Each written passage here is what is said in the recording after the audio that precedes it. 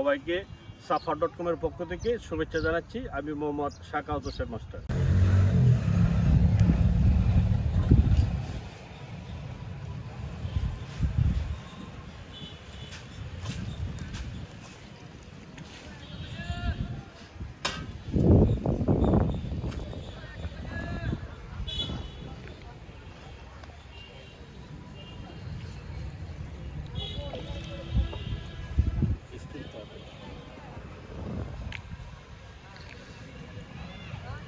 দেখেন সামনে যে স্তূপটা আছে এটা আসলে কী পরিমাণ ময়লা দেখেন এই পাশে।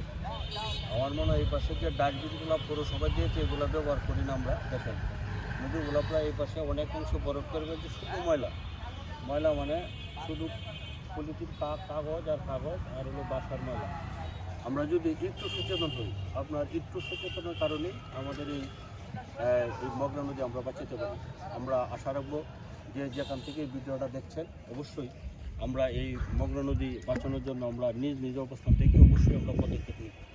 আর আমাদের যে এই বাসাবাড়ির যে ময়লাগুলো আছে আমরা অবশ্যই এগুলা পৌরসভার যে নির্দিষ্ট ডাস্টবিন আছে আমরা এই ডাস্টবিন ব্যবহার করব, এটা আমি আপনাদের কাছে প্রত্যাশা রাখছি।